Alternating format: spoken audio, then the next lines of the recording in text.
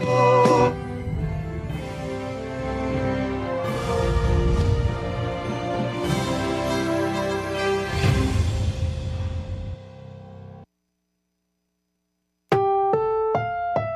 susunod na programa ay rated PG. Patnubay at gabay ng magulang ay kailangan sa mga batang manonood.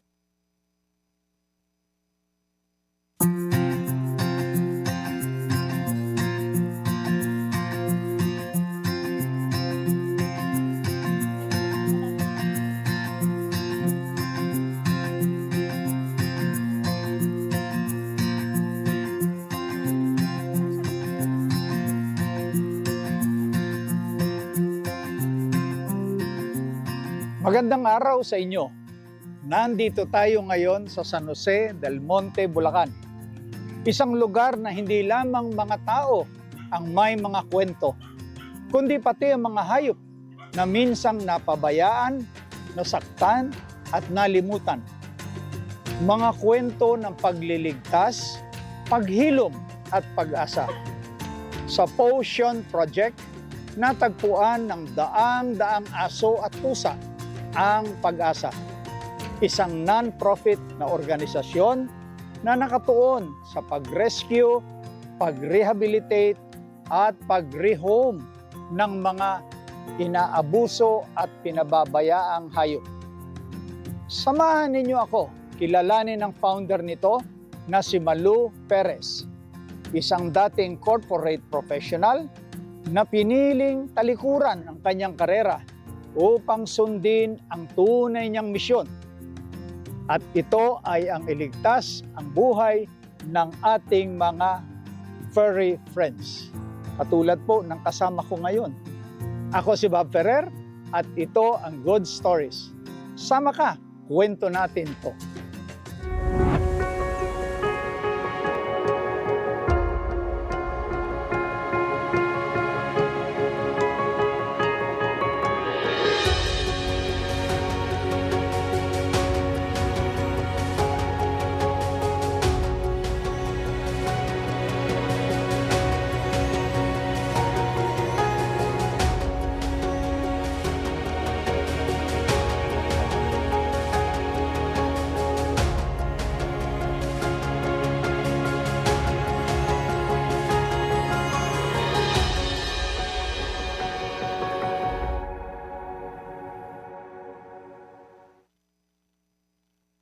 Hello?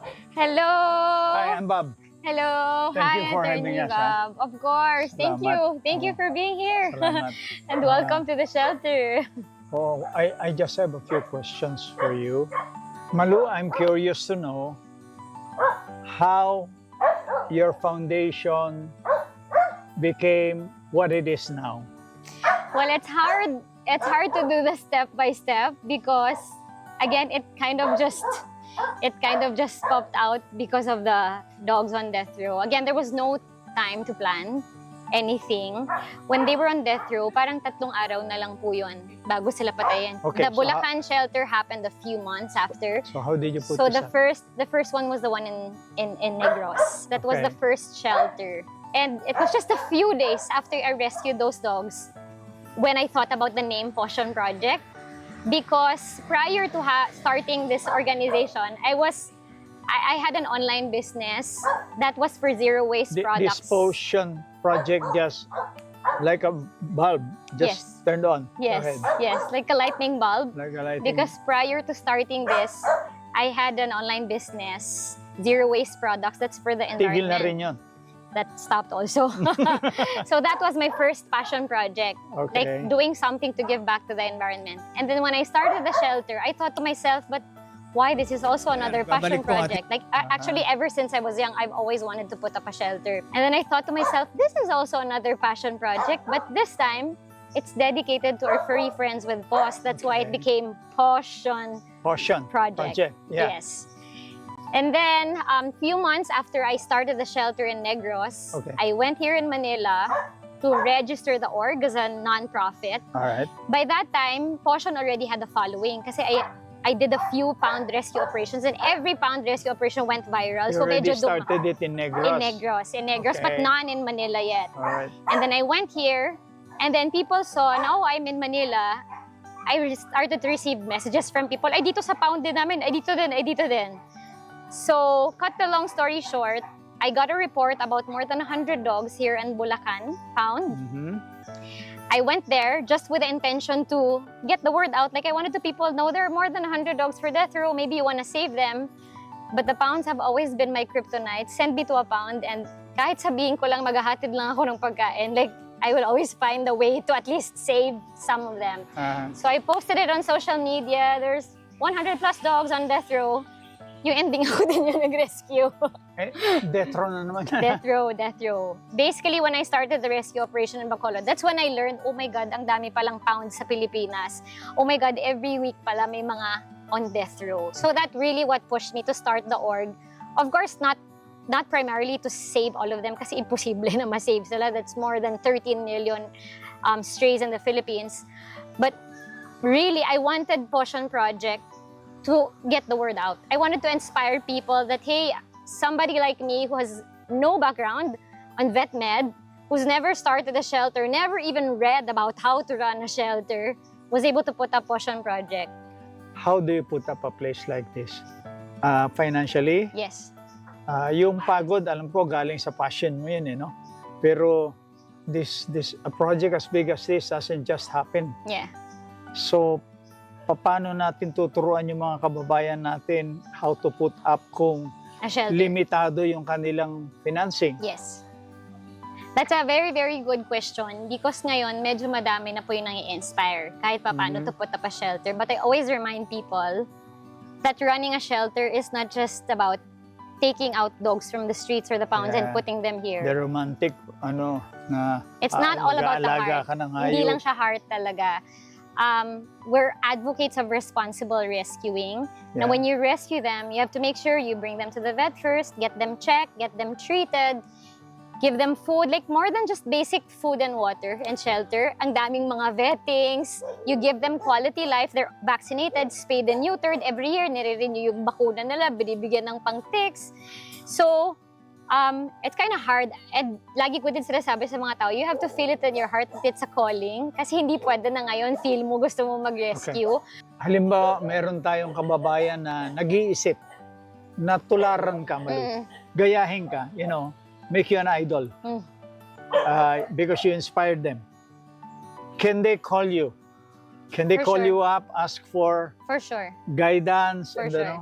Definitely. And how would they get in touch with you? They can send us a message on Facebook and Instagram. It's PAWSsion Project. And we're all PAWSsion Project. And we're always happy to guide people, especially the right way to run a shelter. Kasi ang dami na din po na mga nangyayari na you rescue animals, especially, out of love for the animals. Pero in the long run, yung animals yung nagsasuffer kasi wala na silang makain or hindi sila mapavet pag nagkasakit. So, based on experience, it's better to start na you have enough resources. Malou, I saw your board. Yeah? I will read it, no? Yes. Sabi, PAWSsion Project, adopt. If you can't adopt, foster. Ibig sabihin, mag-alaga. Temporarily, kung foster. Temporarily, no? If you can't foster, volunteer. Mag-volunteer po tayo. Kung hindi mo kaya mag-volunteer, And you have the resources. meron ka naman resources, may konti kang ipon, mag-donate ka na lang ng kaya mo. Yes. At hindi masakit sa puso mo at sa bulsa mo. Yes. Okay? Kung hindi mo rin kaya mag-donate, Educate. educate. Okay. Or advocate. That I need you to explain. Yes. Ano yung educate na yan? What do you mean by educate yan? That could be educate or advocate. Yun lagi namin sinasabi na it costs 0 pesos Okay. to advocate. Or like speak up for them kasi hindi naman sila nakakapagsalita.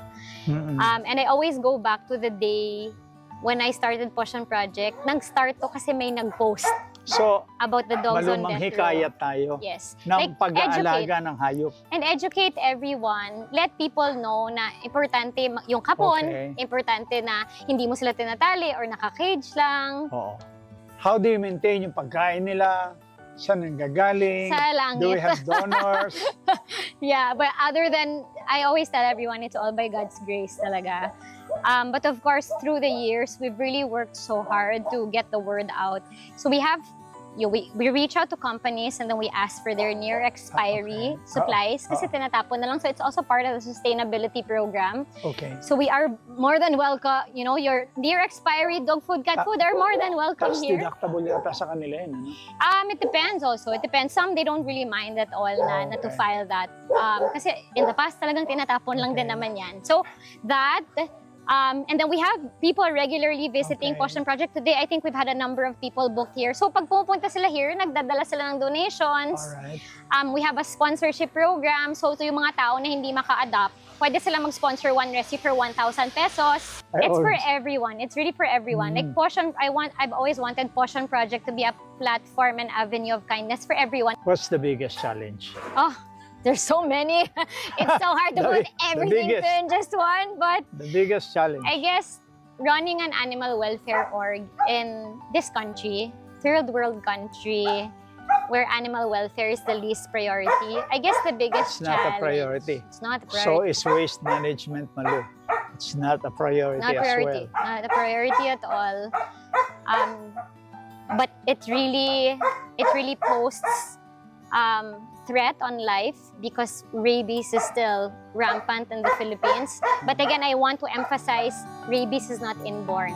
Ang dami kasi na nag-iisip pa Rabies. is not inborn.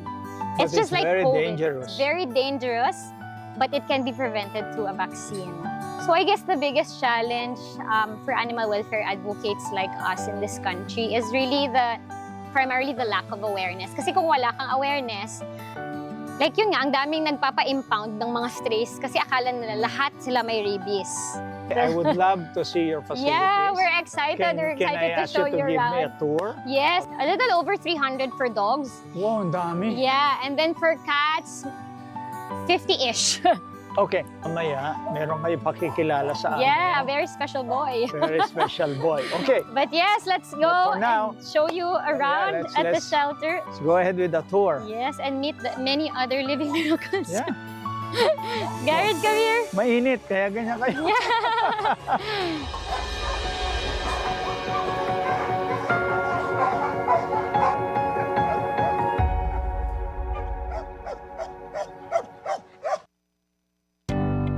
Ngayong umaga sa Doc Truba, ngayong summer season, left and right na naman ang swimming ng ating mga ka-DTV. At syempre, isa sa pangunahing panangga sa araw, ang sunscreen. Pero, gaano nga ba ito ka-epektibo sa pagprotekta sa ating balat laban sa tindi ng sikat ng araw? Yan ang ating aalamin.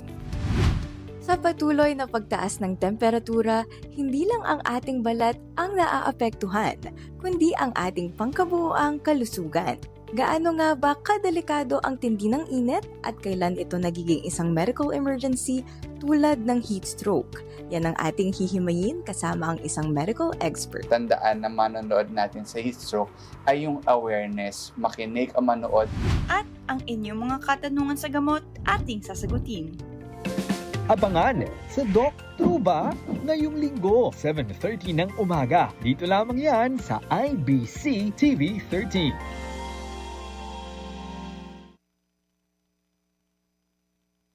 Obra mula sa basura? Pwede yan, basta't kasama mo ang buong Artkada. Kaya Artlinks, game na ba kayo? Ilabas na ang inyong art materials at unleash your creative minds. Let's turn trash into treasures sa mga super fun at colorful activities. Don't worry, si Kuya Kel ang bahala sa inyo. Kalye, sining tuwing Sabado, 4 p.m.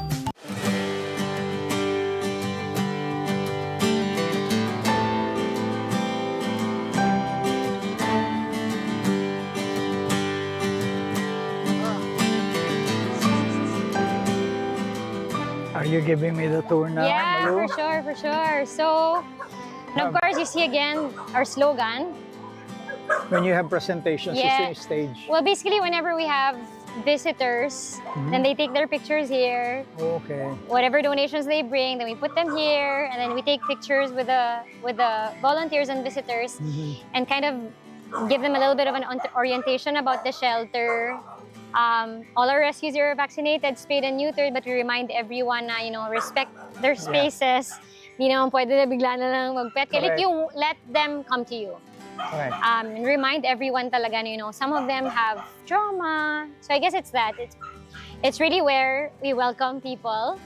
And then we have some huts here, if you can see. This is a rented property that we are very, very grateful for. Kasi we got this property at a time when we were losing the old shelter. Honestly, that time I had no doubts we were gonna find land. And then we found this lot 10 minutes away from the old shelter, fully fenced. Everything, all of our requirements ticked off the box. So we were able to move the rescues here, fully fenced. I mean, how blessed are we? So here we also have, well, supposed to be dapat for dog siya, rescues dapat to dito, but then we didn't have the storage area. Okay. So we put supplies there.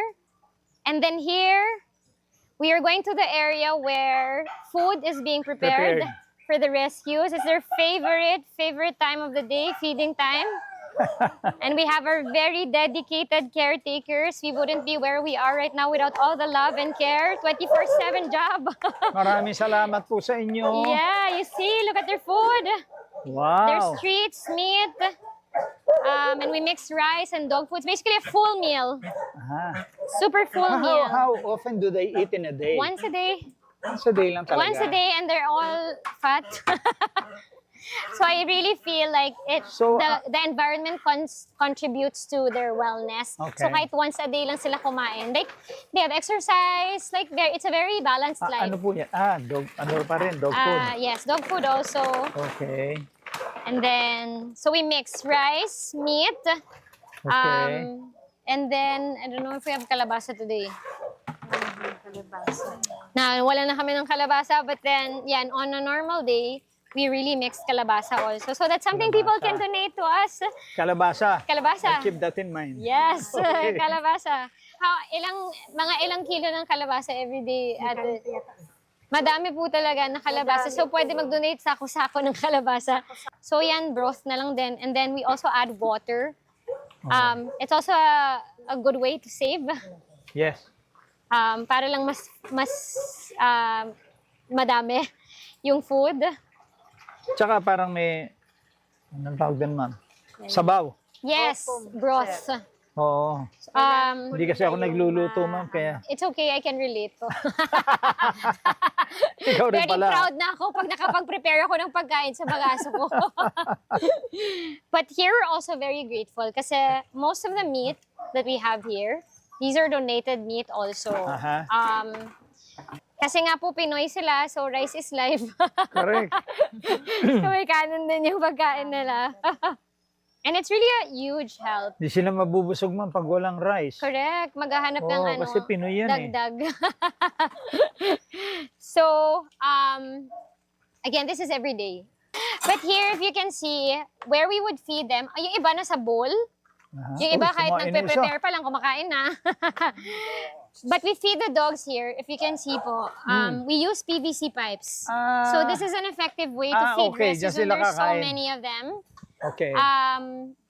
So dito namin siya ilalagay.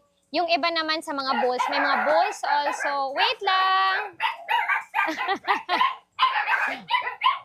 You have an emergency in the middle of the night, you can say, ay, bukas pa shift ko. They are the unsung heroes. For sure. The people behind the camera. Yeah. So, most of them, talagang may manners. Meron lang iba, it's normal naman for dogs. Yung iba may food aggression. Kahit naman sa tao. For sure. So, we kind of just notice who these dogs are and then sila nakabowl. Ihiwalay. Or mas madami yung sa kanila kasi ang bilis nila kumain. Correct. But look at the others, they just patiently wait. Oo nga, ano? Yeah.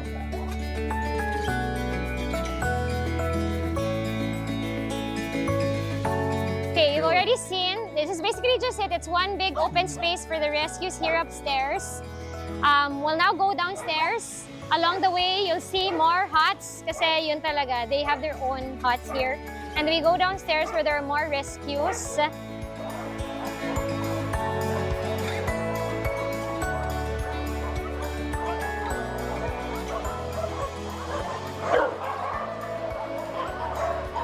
Ang ganda, ha? Yeah. Pero wala na sila dito. lupa. Ang ganda. So we have this main hall here. It's their one big room for the dogs here. Yes, you want to say hi to them? So, them used to stay here. That lupa lang to siya dati, but then when we move, pinatiles talaga namin. It's okay, Hugo. Pinatiles po talaga namin because it's okay, baby. Smell. So we call this the main hall.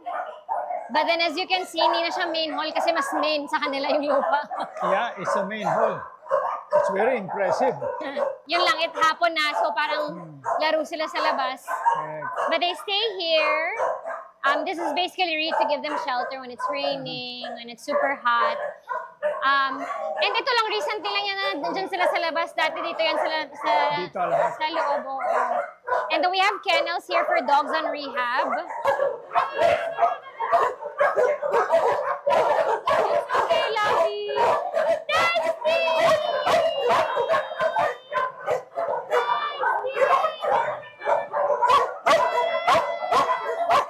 It's okay. The others are aloof kasi wala masyadong human interaction. So one of the things people can help us with, pwede sila pumunta here, pasok sa loob and stay with them. This one, his Tommy, is a victim of animal cruelty. So, nung na-rescue namin siya, nakabaon yung collar dito. So, it was so bad, kaya nakaganyan lang. He has a bit of an aggression with other dogs. That's why he's inside. Naalala niya. But very sweet to people. Very, very sweet to people. Come here, boy! Hi, my Tommy! Hi, Tommy! He's so sweet. Very, very sweet. This is also why it's very important also to match rescues to their adopters. Adoptive parents. Yes. Again, because they have been through so much trauma. So sometimes there are people who go here, gusto i-adopt si Tommy kasi ang sweet. But then when we know that they have a dog in the house, we encourage best only dog para wala ng stress. Gusto niya din kasi yung attention sa kanya lang. Correct. I think because for the longest time, he didn't have that. Yes. Oh, my Tommy! Also, Steve, that's from the hoarding. He was literally dying when we took him in. Nakahiga na siya sa loob ng cage. Like, literal hoarding situation. Waiting for him to be dead. Yeah. There's so many. There's so many of them. The others were already mga buto na lang. Patay na yung iba. And then ito, yung mga kitchen dogs. Clearly, pagpasok mo here, malalaman mo bakit sila kitchen dogs. Favorite nilang tulugan yung batya. Ginagawa ng tulugan? Oo. Pero ngayon kasi may bago to yung kubo nila. That's why they're there. But before, they all have their own batya. Wow. So dito naman prepare yung food para sa mga rescues here downstairs. They just ate. Okay. 8 years of doing PAWSsion Project. I still have days I step inside the shelter. I get teary-eyed looking at them because I see them, patay na dapat kayo ngayon eh. But look at you now, like giving so much love. You're so happy. You inspire so many people. And I just feel very, very blessed to have been an instrument to saving and changing their lives. Pero this is also what I want to tell everyone. Every time you help, donate, or help out at PAWSsion Project, you become a part of it. Hindi naman namin kayang gawin if kami lang. I don't know if I can be an advocate, but I know I can be a supporter. Yeah, we all can do something. Yun nga lagi namin sinasabi na, you know, every time maybe you give up today's coffee or whatever you want to buy and donate to PAWSsion, you look at these rescues, these are the ones who benefit from that. So you help sustain their lives. You help extend their lives also. And they're so worth it. You see them here. Ito po yung mga tinutulungan nyo sa lahat ng mga nagsusupport sa amin. How big is this compared to Bacolod? Bacolod is 6,000 square meters. Still, there's so much space. We have more rescues in Bacolod actually. In Bacolod, we have more than... You have more rescue there? Because it's the permanent shelter. Okay. We have more than 400, especially because I started there. So we have more than 400, and there are lesser organizations, not a lot of adoptions. So that's why we have more there. So Bacolod is 6,000 square meters. This is 1.8. I know, Yes, this is so it's huge. huge. It's huge, very huge. And we don't even use the whole of it. Yeah, they just roam around. Yeah, they know also. They know in their own respective spaces. I'm just very happy when I look at them here na natutulog, nagchichill, naglalaro. Nakaka-happy siya talaga. Sometimes we have people visiting here, they wanna adopt, and then they say, ay, wag na lang pala, parang mas maganda pa yung buhay nila dito. Sometimes people feel sa amin, ikukulong lang yun dun sa loob ng kwarto. Dito, ang ganda-ganda ng buhay nila. So, Dahil lang kaibigan. hopefully, this also inspires people to make sure that they give a good life to the rescues. Magandang realization yun. Because we don't get people na i-adapt sila tapos mas maganda pa pala yung buhay You know here. what, Malou? There are a lot of people who own tracts of land. Yeah. Idle. Yeah. Idle tracts of land. Idle. Even the government. So much idle land, so might as well. I would encourage people, especially who have the resources and the heart. Maybe you can use that as a shelter. Trust me when I tell you, you are going to be blessed so much more. These Well, I dogs. can promise you something. Personal promise. I'm not buying any dog. Yeah, that's such a huge help I can already. start from there. Yes. I'm not buying any dog. Yes, please don't buy. Please don't buy. You see all of the beautiful animals here? They're worthy of a chance. Bakit pa po kayo bibili? Ang dami-dami magagandang rescue dito. And they all have stories to tell. Yeah. They all have stories to tell. For They me, have a lot of stories to tell. I guess there's nothing more gratifying than being able to adopt a dog from a shelter that's shy, that's aloof. Tapos nung inuwi mo, ikaw yung pinakaunang nakakita, nagwag yung tail, nag-trust ulit. Dati, when the shelter was new and then I gave them treats, ayaw nila kainin. Gusto kong umiyak. Because it dawned to me na they don't know what a treat is. Yeah. Kumakain na yan sila ng I basura want dati. care. Bigyan mo ng toy, they don't play with it. They don't know what a toy is. Bigyan mo ng basahan, paglalaruan nila. So, I tell people, consider adopting also, even the ones that are not very sociable. Maybe you go to a shelter, look for the dog that's least adoptable. Trust me, it feels so good.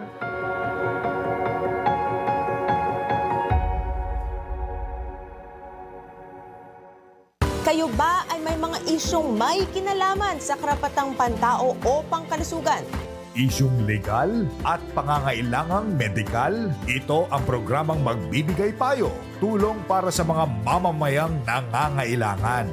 Kasama sina Congressman Zia Alonto Adyong at Attorney Mix Nograles. Makakasama niyo kami sa paghatid ng kwento at tulong, pag-asa at pagbibigay ng mabilis at di kalidad na serbisyo.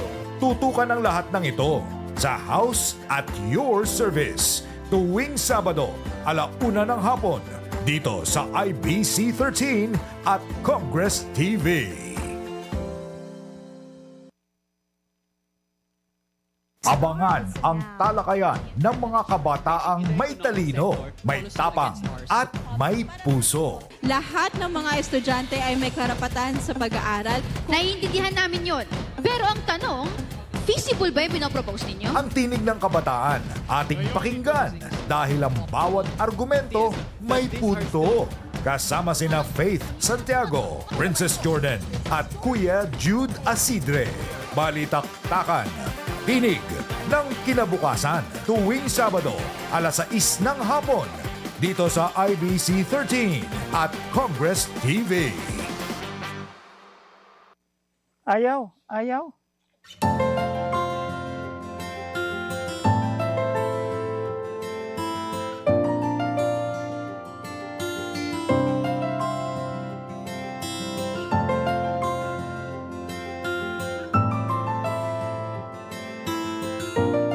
Ngayon naman po, ating alamin ang kwento sa isa sa mga sumisimbolo sa misyon ng PAWSsion Project. Ito ay ang kwento ng ambasador na si Garen. Alright, Malou, maaari mo bang ipakilala sa amin si Garen? Yeah, of course. Garen, you wanna say hi to them? Show your big smile first. Hi, Big Garen. smile! Yes. Yeah, so this is Garen. Ito po si Garen. Okay? Yung ambasador ng kanilang PAWSsion Project. Yes. Ano ang kalagayan niya noong siya ay unang na-rescue, Malou? Nakaluwa po yung dalawang mata niya. So Garen is a hit-and-run victim. Luwa, as in both sayang. eyes popped out. So he's a hit-and-run victim. Nasagasaan siya. Hit and run. Saan lugar ito? This is in QC. Okay. And this is a bit common for dogs na mga hit-and-run victims if Okay. yung impact is sa head. So lumuluwa yung mata niya.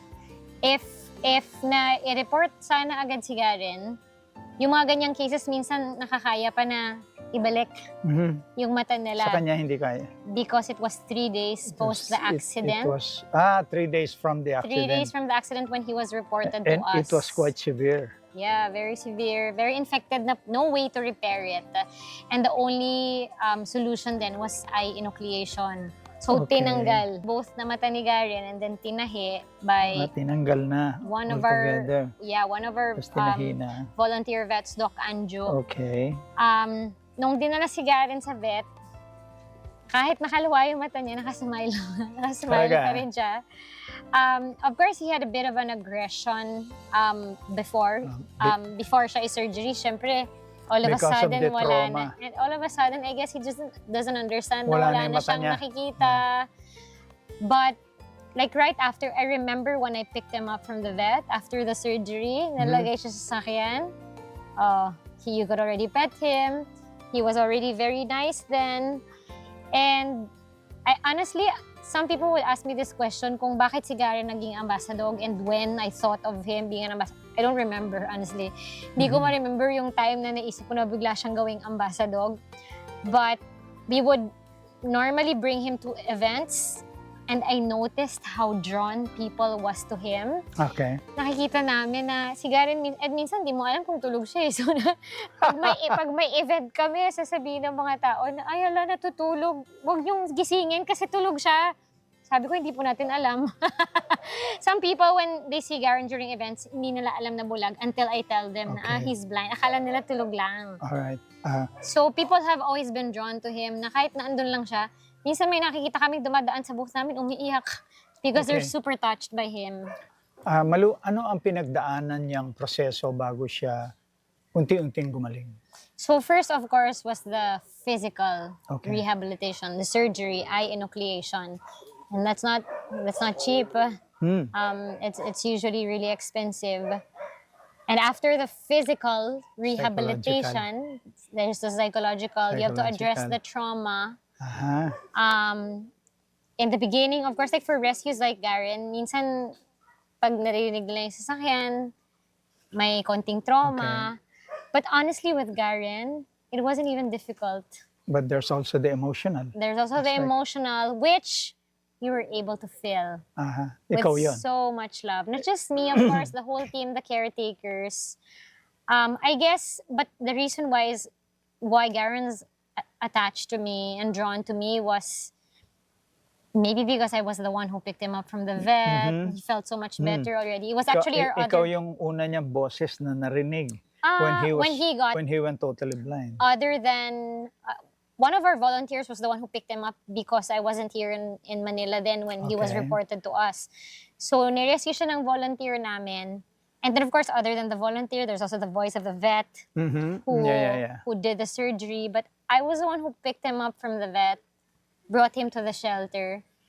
And I guess because he was showered with so much love at the shelter, he remembered who took him to that place. So, grabe yung sense of pag naririnig niya yung boses ko, kahit malayo pa yan talaga, alam na niya. He would follow me. People are so amazed with him. Here at the shelter, such a big space. Kaya niya bumaba, mag-isa lang naririnig lang niya yung boses ko. Malou, he is so well-behaved. So well-behaved. Ano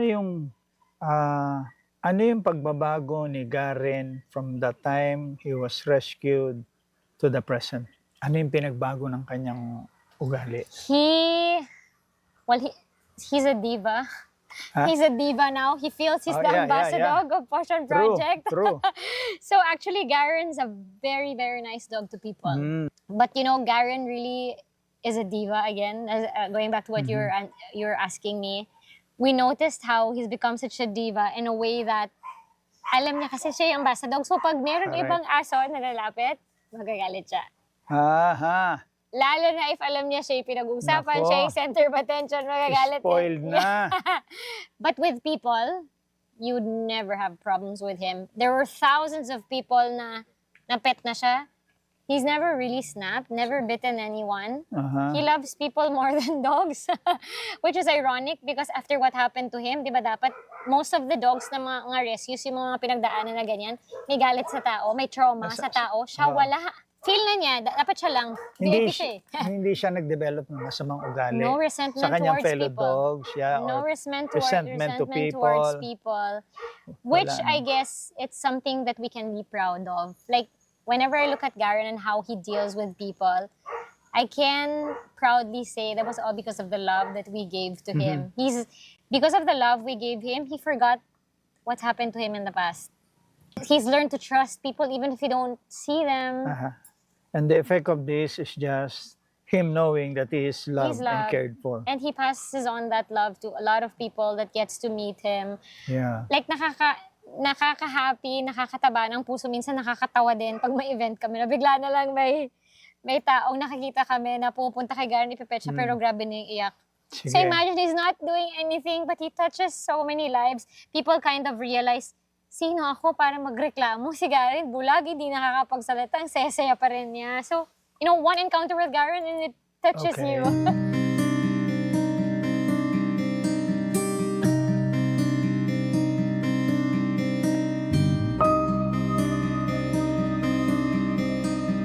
Tinuro sa amin ni Miss Malou na yung energy mo ay kailangan positive. And kailangan din assuring na magiging alright yung dog. And then yung ginagawa po namin is slowly but surely understand na okay po yung rescue. Kailangan po i-rehabilitate, maging better po siya. Ako po, ang ginagawa ko po is naupo lang ako sa isang sulok ng shelter. Yung others siguro get away from the shelter or maggawa ng ibang libangan. Ako, upo ako sa sulok ng shelter at obserbahan yung mga rescues. Na kung nakikita mo sila at peace at safe, doon mo realize na worth it lahat ng ginagawa mo. So, kahit nakaka-drain siya, alam mong may purpose yung drain moments. Pag halimbawa, yung aso matapang, tapos kailangan pamuhin mo lang sila. Halimbawa, ng matapang, pakainin mo, lapitan mo, alagaan mo sila. Lumalapit, hindi silang habang hindi pa sila maamon sa iyo, tiyagaan mo lang talaga para maano yung aso na malapit sa iyo, maano yung emosyon ng aso na makuha rin niya ang loob mo, makuha ko rin ang loob nila na okay pala, napakain sila sa araw-araw, tapos napapaliguan. Hindi naman, parang hindi po kami napapagod na dito na tumagal kami kasi matagal na parang gusto namin magpahinga pero hindi namin matiis na hindi namin masikaso yung mga aso. Kung may lakad kami, okay, asikasuhin mo na pakainin, linisan, bago kami mag. Ako po yung fulfilling moments ko is ma-adapt sila. Makita na yung best life ay nabigay namin sa kanila. Although hindi lahat na-adapt, na-accept na namin yon, pero alam namin na kahit nag-cross na sila ng Rainbow Bridge dito sa shelter, alam namin na we gave the best life pa rin in the shelter. Nakita na masaya sila, walang problema, kaya yun po. Wala naman din po talagang kasi kung ma-rescue na, pasalamat na nga rin kami kasi maganda na ang buhay niya. Tapos pagka nandito naman, ayun, pagka inadapt, ayun, naiiyak din kami kasi aalis na sila. Kaya lang masaya din dahil maganda ang buhay nilang mapuntahan. Hindi ko makalimutan na rescue. Yung first favorite rescue ko si Jack. Kami ng kapatid ko, nung unang punta namin ng shelter, nakita namin si Jack. Isa siyang K9 na hindi na pasa dun sa test. So, na-abandon siya and then na-rescue ni PAWSsion Project. Pero talaga, isa lang po talaga yung alaga namin. Nung una, parang hindi ko rin talaga na maraming aso. Pero nung tumatagal, parang na sila yung napamahal ko na talaga. Wala akong paborito, basta lahat sila masikaso. Nabago po siya to the point na mas naging aware ako sa mga pangyayari. Kasi before, I just kumuha lang ako ng rescue sa street and wala akong alam sa mga kapon, ganyan-ganyan. And then when I followed PAWSsion Project po, Yun, nakita ko po na kailangan ikapon, kailangan din i-vaccinate yearly. And then, tapos nung nag-volunteer ako noong 2022, doon ko na-realize na ang dami palang more to the rescue lang ng pag-alaga at pagmamahal. Kailangan din intindihin sila emotionally and minsan physically kasi yung iba, kagaya ng iba si Colin, tripod. So, kailangan mo intindihin lahat ng rescue. So, nabago yung perspective ko na hindi lahat ng dogs is pare-parehos. May kanya-kanya silang past or story na kailangan din intindihin.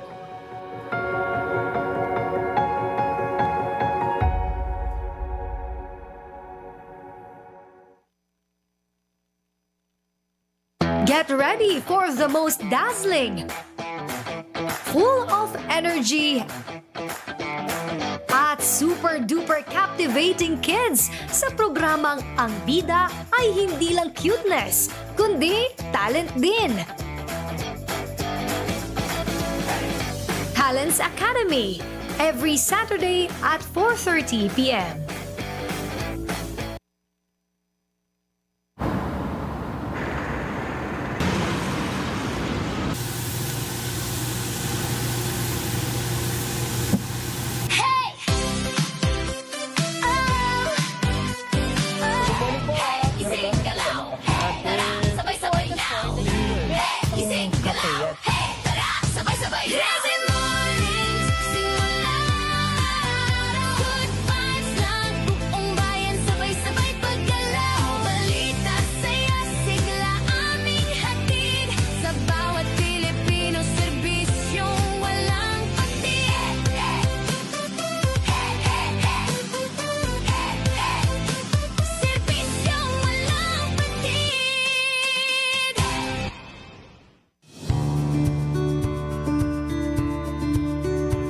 Si Rachel Cribelio, ang head caretakers ng PAWSsion Project.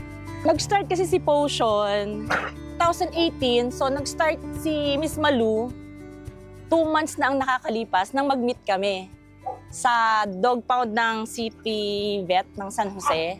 So yung time na yon, parang nag-rescue sila ng mga papataying aso. So nung nagkita kami, doon na po nag-start yung pagpasok ko sa kanya dito sa PAWSsion Project.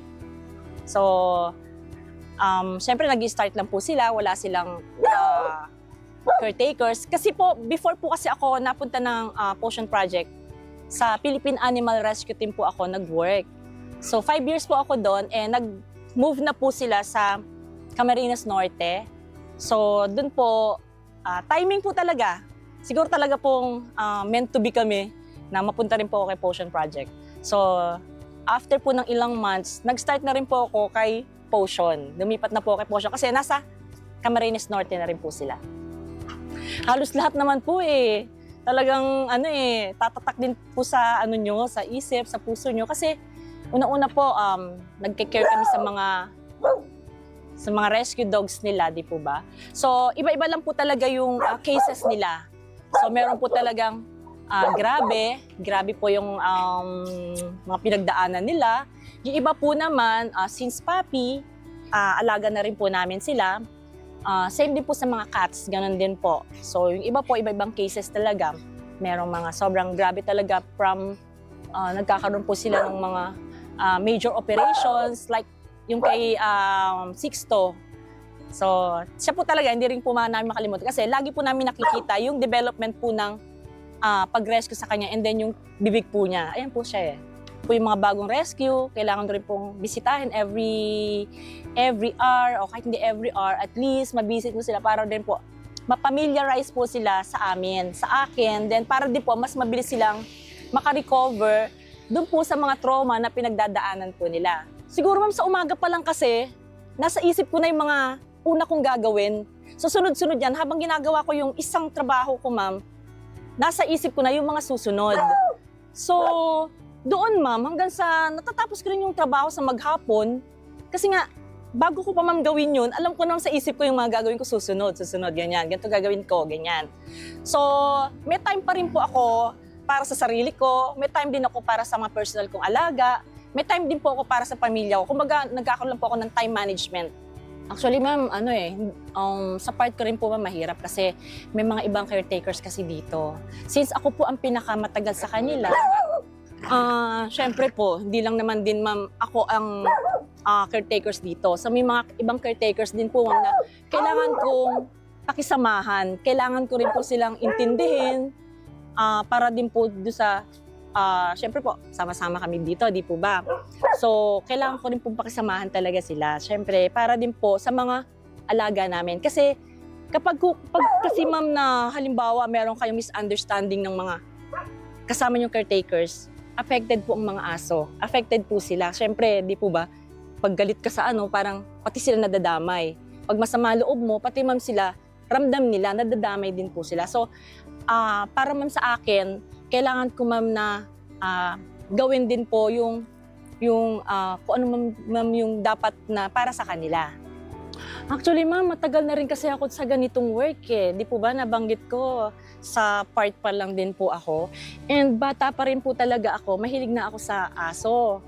So, para po sa akin, siguro nandun yung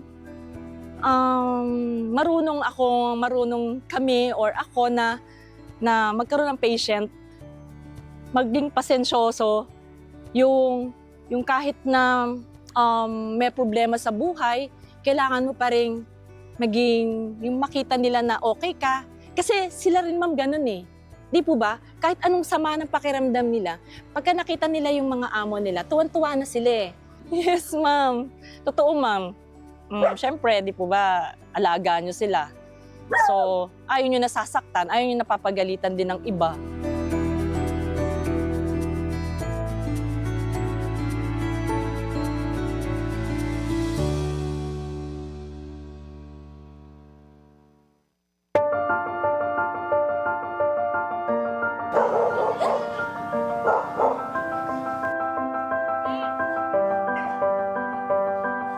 Malou, pag-usapan natin ang mga narating ng PAWSsion Project at ang mga pangarap pa na gusto ninyong mabot para sa ating mga furry friends. Yeah, so almost 8 years now of PAWSsion Project.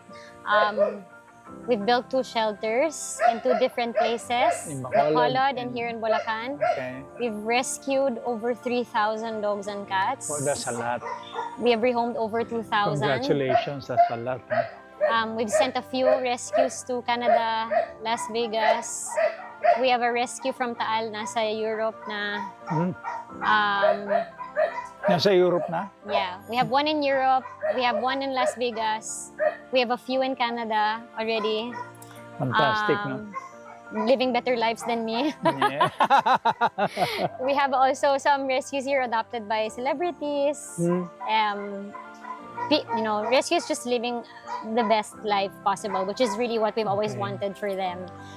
And I guess for me, the biggest achievement I can say for PAWSsion Project, this is based on the messages I would get from random people I don't know. We've had some breeders message us, we stopped breeding because of you. Pinakapon na namin sila. For an advocate, I think that's the best achievement. Once you change the mindset of a breeder, di na sila magbe-breed, di na sila magbebenta. So, you are advocating that breeders stop breeding. Definitely. Because there are so many dogs homeless and cats out there. Would you be open to, let's say, cities or even barangays who would want you to speak? For sure. For sure. We've been For doing sure. that as well. We've been doing that as well. So we talk to, Sige. we go to, basta we have the time. We just need to coordinate with your when we're available, we go even to schools, even to preschools. Yeah. We teach the young ones as early as like Dapat lang. kindergarten It should what start young. kindness for animals mean. Hmm. And whenever we talk, for me, like what's very touching, whenever I talk to kids, they don't see breed. Like even if you show them a picture of a corgi, maybe they'll say it's a dog, and that's how it's supposed to be. Like we should never view them as based on their breed. It's a dog, it's a cat, and it has a life, and it's worthy of saving, and it's worthy of chance. So we have so much to learn from children, actually. Meron ako. As parting words to our kababayans, ano ang gusto mong sabihin sa kanila, Malou, to, try and influence them, I guess, to a better way of caring for our animals? Yeah, to everyone watching this, I really hope that somehow I have inspired you to view animals in a different light. They're all living creatures, also just like us, pero ginawa tayo na may isip, ginawa tayo na nakakapagsalita. Hindi sila nakakapagsalita, hindi naman nila masasabi na masama yung pakiramdam nila, hindi naman nila masasabi na sinipa sila. That's why we're here. When people ask us, why do you do what you do? Because they cannot speak up for themselves. So I guess, somehow it inspires people to help us in this advocacy because they're worth it. Here, all of the rescues that you see here at the shelter, they're all living miracles. So if we didn't save them, they should have been dead. Probably, there were thousands of people already who have been touched by these animals. So if we didn't save them, edi sana there's one XX number of people less in this world because maybe they haven't found their purpose anymore, but then they went here at the shelter, found purpose, and found more meaning to life. So I guess it's that. I just want to encourage people to be kind to animals. We share this living planet with them. And if there's anyone there who feels lost, I guess, someone who hasn't found their purpose yet. Tsaka therapeutic yan, di ba? Very, very therapeutic. They're healing. I call them my tickets to heaven. Oh. Like since I started the shelter, I was never afraid of death anymore because I know if anything happens, I'm gonna see all of the other angels. They're gonna welcome me like nothing's more beautiful than that, I guess. And you have really found your purpose. Yeah, for sure. And I hope everyone finds that. Okay, Malou, we pretty much covered yung slogan. Yeah. So I guess there's nothing more to take up except to thank you for having us and that we assure you that we will in our own way promote not only your foundation but yung ina-advocate ng foundation ninyo. Which is adoption and love and care for animals. Proper care for animals, specifically dogs and cats. Yes. So I wish to thank you from the bottom of my heart. Thank you so much. Thank you also from my heart and the hearts of all of the living animals here and even the ones that cross the Rainbow Bridge. Thank you for giving us the opportunity to talk about animal welfare. For me, every opportunity to, get the word out is a win for animal welfare in general. Actually, to encapsulate all of that, yung lagi sinasabi ni PAWSsion Project, we can all do something. Okay. We want to encourage everyone na meron kang maitutulong. Thank you so much, Malou. Thank you also, Attorney Bob. Thank you for making we'll time. get another opportunity to you're always visit welcome your here. place. And or Bacolod, maybe maybe. Bacolod. Why not? Yes, why not? Okay. Thank you. Thank you.